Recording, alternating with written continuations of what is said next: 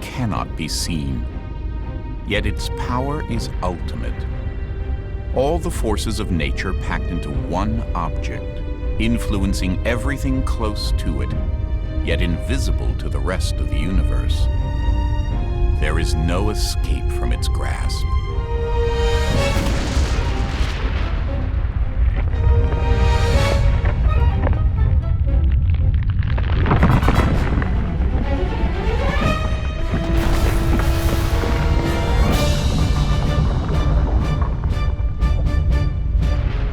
What once were stars, planets, gas, and dust are here all crammed into an unimaginably small and dense space. This is a black hole.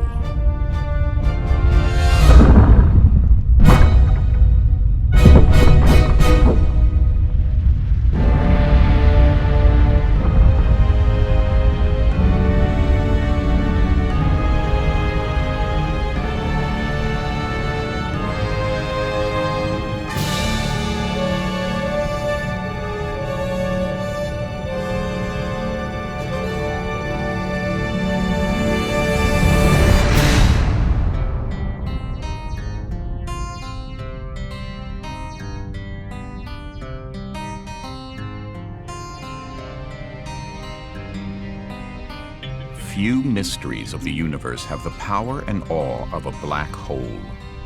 Dark, obscure objects inside whose boundaries nothing, not even light, can escape. Do they really exist? Are they lurking among the stars like cosmic dragons, ready to devour unsuspecting planets and civilizations that may wander too close? And if they do exist, what exactly are they, and how are they formed? These are the questions that have fired the imaginations of scientists, science fiction writers, and dreamers for decades. And although Einstein's famous general theory of relativity has predicted the existence of black holes, it is only recently that science is on the verge of discovering the answers to our questions. And where will we find these answers? To begin our search, we must reach out into space, for the clues are written there, literally among the stars themselves.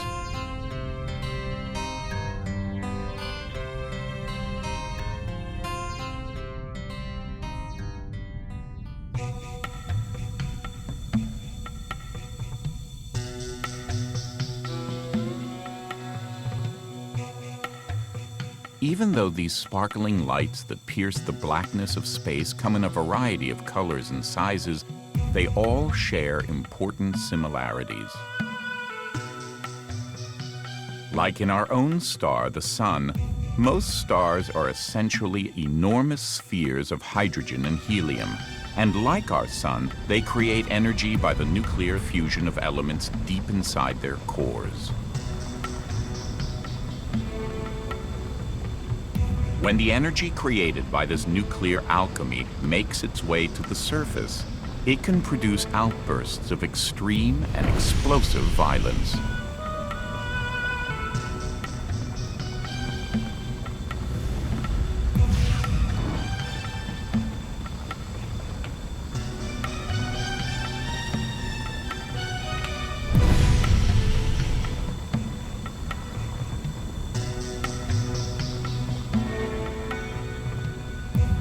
An eruption with the power of 1,000 hydrogen bombs can take place at almost any time.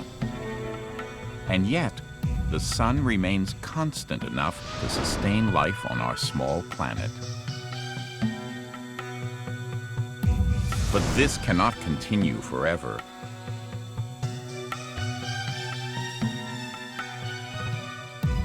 For eventually our sun must run out of fuel, and when it does, 5 billion years from now, it will begin its death dance.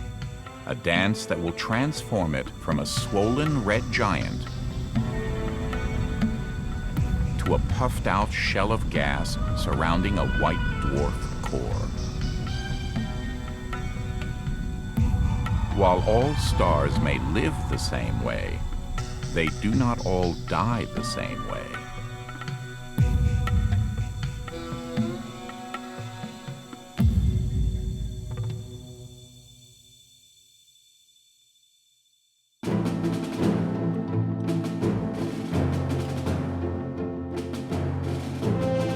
How a star dies is determined by its mass. The more massive the star, the faster it burns its hydrogen fuel, and so the shorter its lifespan will be. Brilliant, but short-lived, its death will be uncontrolled and spectacular. Let us imagine a massive star, some 15 times the mass of our sun. Its stability depends on an exacting balance between the outward pressure from its massive nuclear reactions and the inward pull of its relentless gravity. After it exhausts the hydrogen at its core, it continues the fusion of heavier elements with temperatures that reach hundreds of millions of degrees. It is a vain effort, a desperate attempt to maintain its balance. But in the end, gravity has the upper hand. When the star begins creating iron at its core, the end is near. Iron and all of the heavier elements don't give off energy in their fusion, but instead consume it. The star is cut off from its last energy source, and the nuclear engine shuts down. Then the star's enormous gravity collapses its core, causing a shock wave that literally tears the star apart.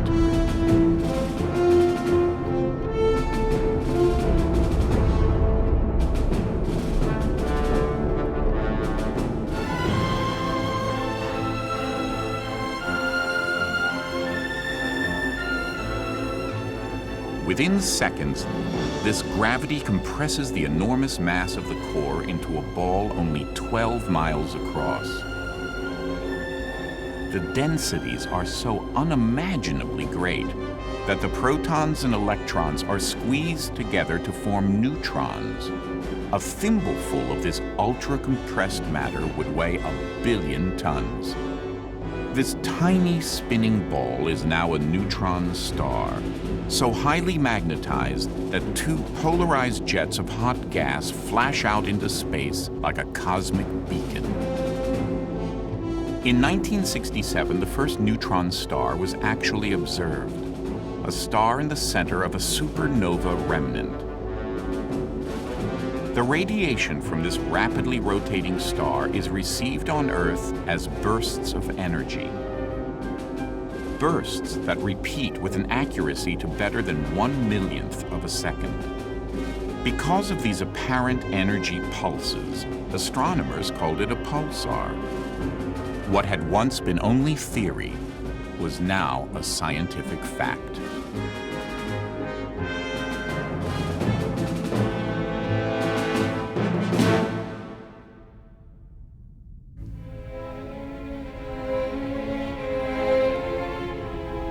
The core of an average-sized collapsed star becomes a white dwarf with a mass less than 1.5 times our sun. The core of a collapsed star, originally 15 times the mass of our sun, becomes a neutron star with a mass between 1.5 and 3 times our sun. So what will become of the core of a collapsed star that is even bigger, say more than 15 times the mass of our sun?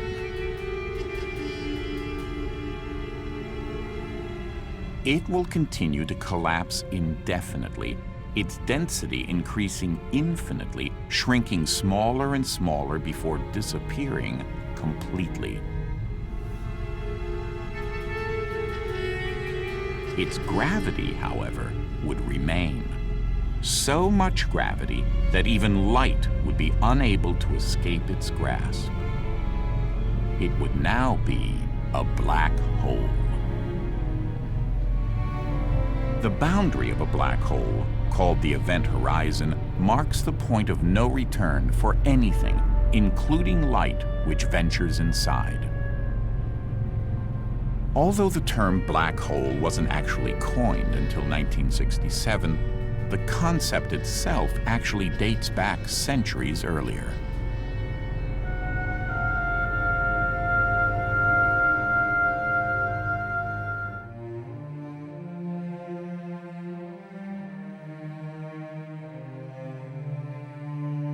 In 1784, English cleric John Michell was the first to propose the idea that mass could be compressed into such a tight ball that its gravity would cause light to fall back onto itself.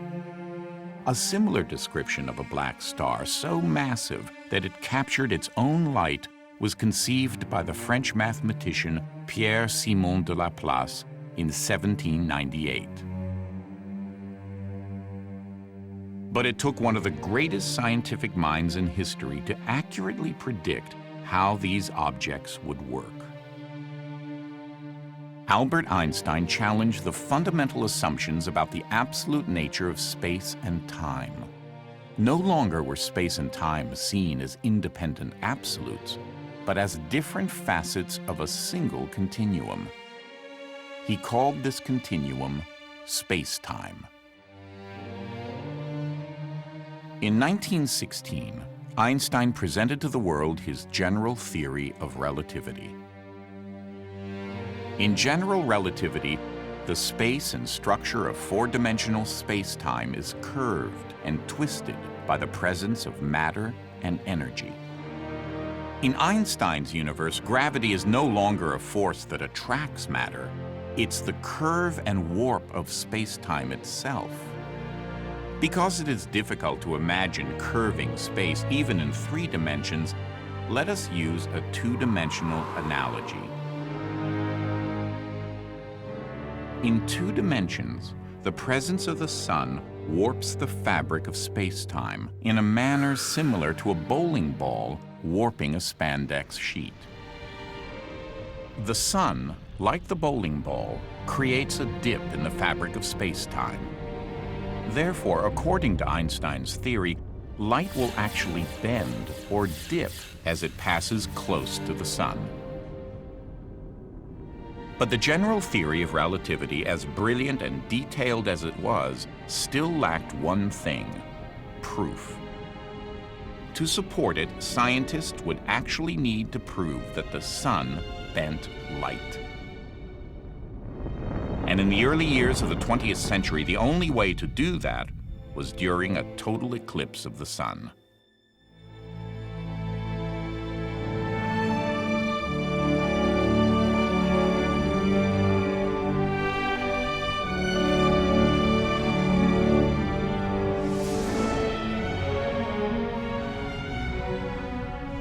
The year is 1919.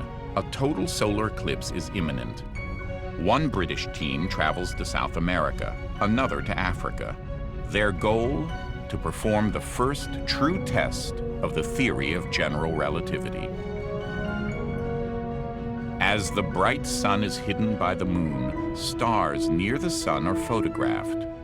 On comparing these pictures to previous photographs of the same stars taken at night, the stars are undeniably out of place. The sun is indeed bending starlight.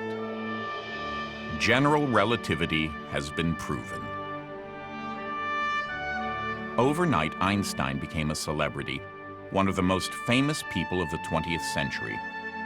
Eccentric, yet brilliant, Einstein's career went beyond pure science. He became a respected philosopher and humanist, one whose insights still inspire us today. Time magazine named him Person of the Century.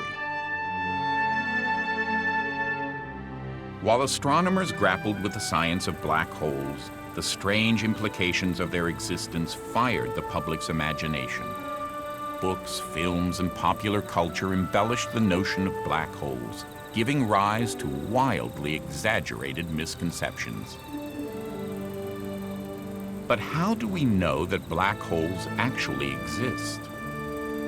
And what kind of evidence supports their existence?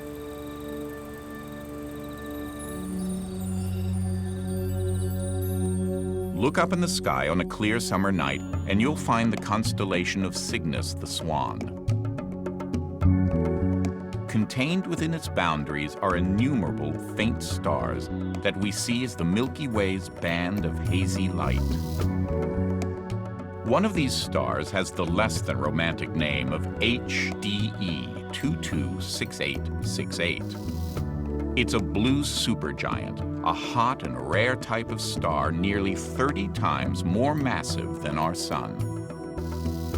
Unseen to us, this star has a companion whose existence is only revealed as both objects orbit each other every 5.5 days. This invisible companion, dubbed Cygnus X1, is one of the strongest X-ray sources in the sky. What could it be? To find out, astronomers needed to discover the object's mass. When two objects circle each other, their orbits are determined by the strength of the gravitational force between them.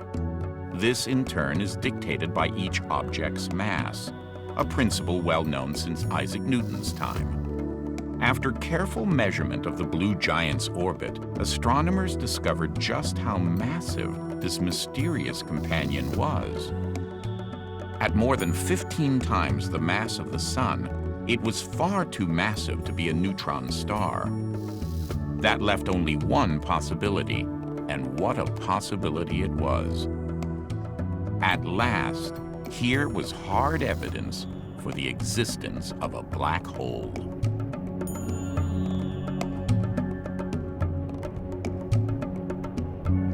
The X-rays emanating from Cygnus X1 testify to an act of cosmic cannibalism. The black hole's extreme gravity is peeling gas layers from the outer atmosphere of its blue giant companion. As the gas from these layers spiral closer and closer to the heart of the black hole, the atoms accelerate and collide with each other at incredible speeds. This releases enormous streams of many kinds of energy only moments before these atoms disappear forever.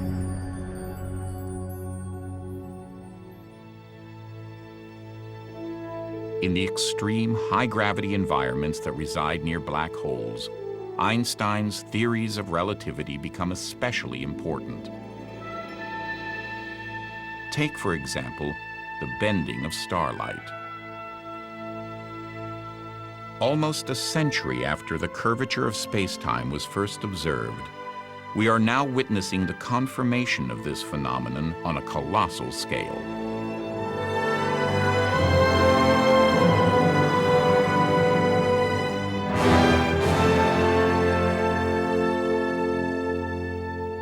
Thanks to general relativity, we can now observe whole galaxies acting like gigantic gravitational lenses, their enormous masses bending and distorting the light from its more distant galactic neighbors.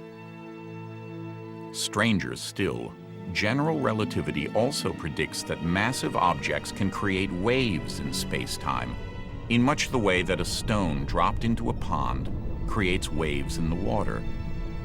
These elusive ripples in the fabric of space and time are caused by all sorts of cosmic collisions and motions, including the shock waves created by the merging of black holes. Scientists around the world have been trying to detect these waves for decades, but only now in the 21st century has the required technology become available. The LIGO observatories search for vibrations in space-time, no larger than 1/1000th the diameter of an atomic nucleus. These vibrations are caused by colliding black holes, hundreds or even thousands of light years away.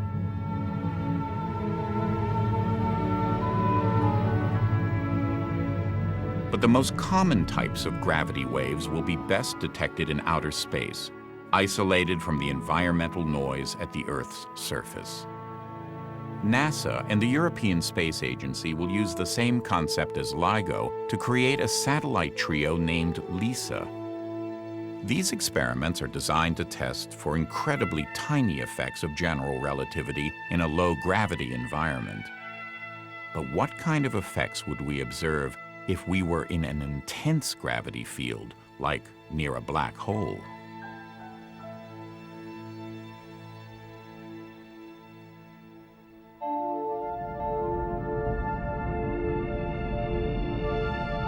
We are now journeying to a black hole with a mass 10 times that of our Sun.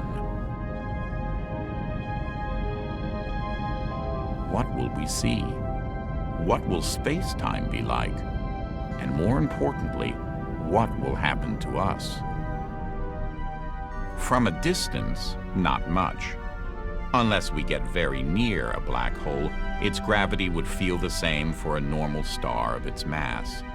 For example, if a star were suddenly to become a black hole, the orbit of its planets would not change. Its solar system would just get very cold. However, the closer we approach the black hole, the more distorted the space around us becomes. The gravity of the black hole is so great that it actually bends the background starlight. From here, we launch a small rocket containing a clock towards the black hole.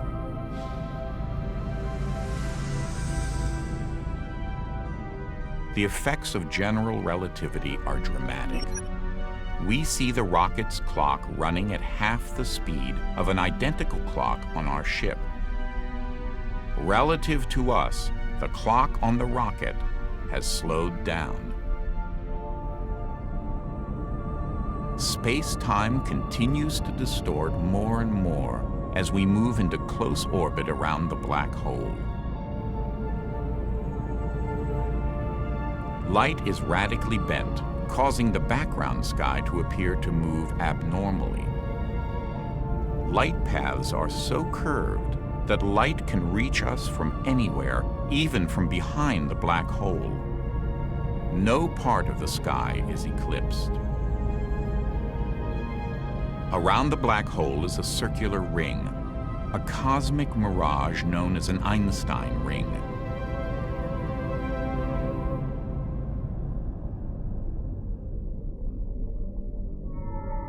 As we close in on the event horizon, the hole's enormous gravity is so strong that light is actually bent back in on itself, as if it were orbiting the black hole.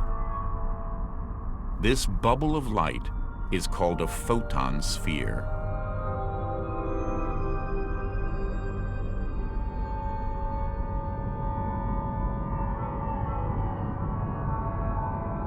Journeying into the black hole's photon sphere, light appears to travel endlessly in a circle due to the black hole's great gravitational pull.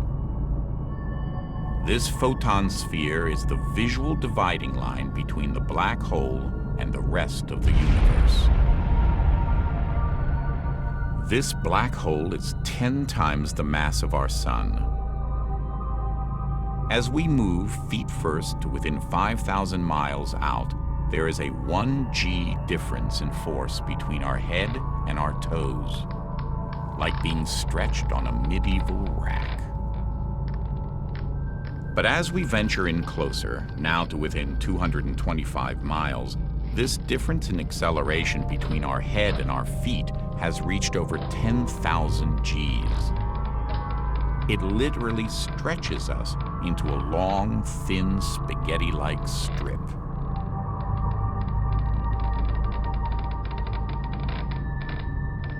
As this spaghettification continues, we are continually stretched longer and thinner. These tidal forces are pulling on the very molecules of our body. Almost instantly, these forces become so strong that the nuclear bonds holding our atoms together are strained, ripped, and then torn apart. our subatomic particles will simply add to the mass of the black hole.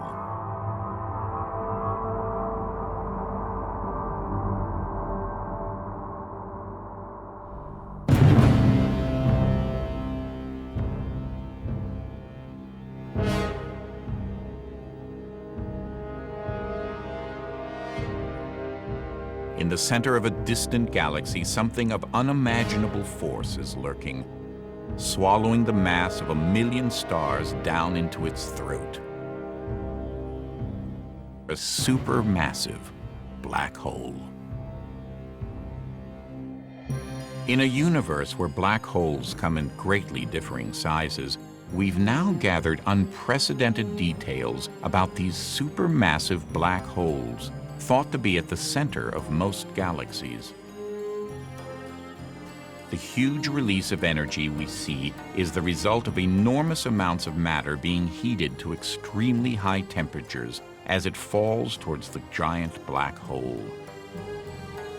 Most of the matter is devoured, but just as rushing water can't all get through a bottleneck, some of it is violently ejected before it can be captured. How did this black hole become so large? Many suggestions have been put forward by the best scientific minds. One possibility we can imagine is that near the center of the galaxy and packed close together are numerous massive older stars. Many of these stars once merged together to form dominant supersized stars.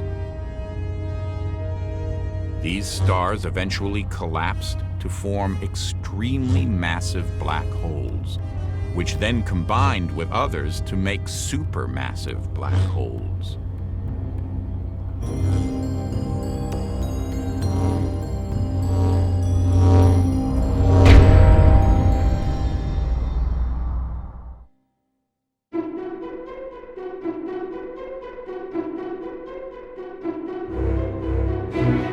Within our galaxy's innermost core, in a region of space measuring only 1 light year in radius, are literally millions of stars. It is a seething maelstrom of stars and hot gas. Yet even deeper inside is a supermassive black hole, a dark entity of phenomenal power. This multitude of stars orbit rapidly and chaotically around its dark, unseen central body. An orb that all evidence points to having a mass of nearly 4 million suns. This mass is packed into a region no larger than the orbit of Mars. 3 of the stars orbit to within 1 light week from the center of this black hole, hurling around at a blindingly fast 26 million miles an hour at their closest point. This network of fast-orbiting stars pinpoints the location of a dark object of phenomenal gravitational attraction.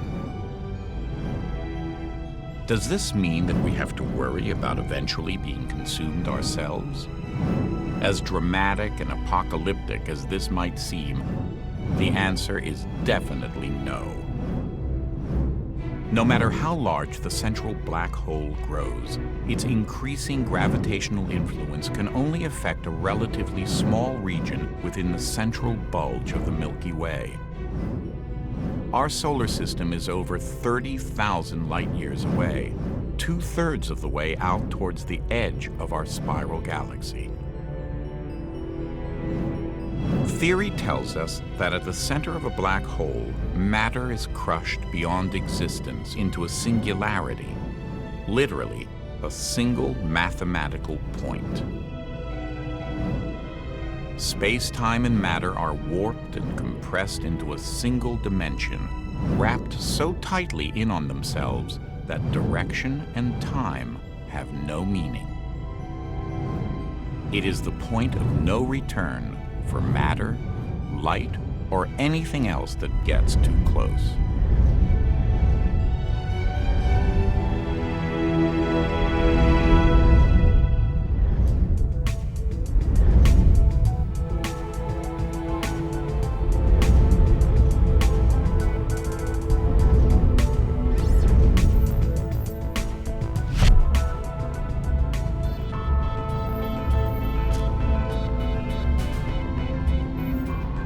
of the most popular concepts in science fiction is that of a wormhole, a faster-than-light tunnel that can transport matter through vast spatial distances. But is such a phenomenon actually possible? Collaborating with physicist Nathan Rosen, Albert Einstein suggested that it is mathematically possible for a black hole and its opposite, a white hole, to be joined together by such a wormhole.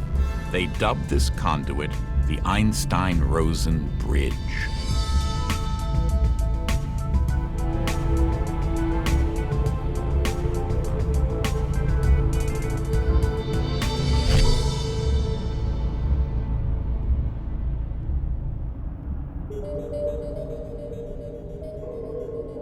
It's also theoretically possible that the exit of such a wormhole could be in a different universe altogether, one having no relationship in either space or time to ours.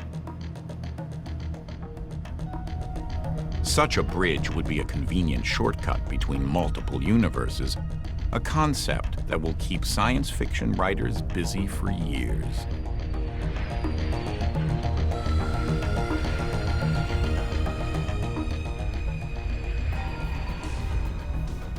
Such projections, however, predict phenomenal forces at work.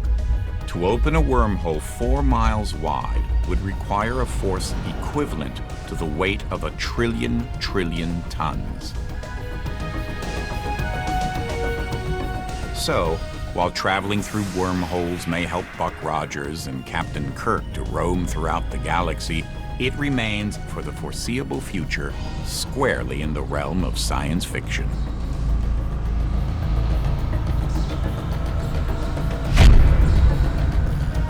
But who really knows? Just as some science fiction a century ago has become science fact today, perhaps the time will come when technology will catch up with theory and make such things possible.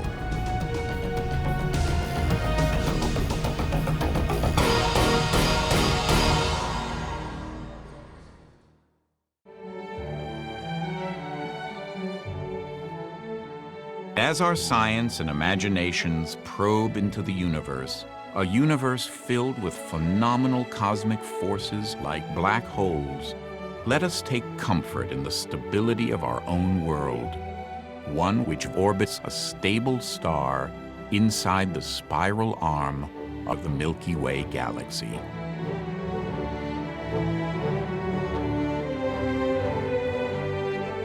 It is a world whose people, always eager to learn, have used their intelligence, perseverance, and technology to begin unraveling the true nature of the universe.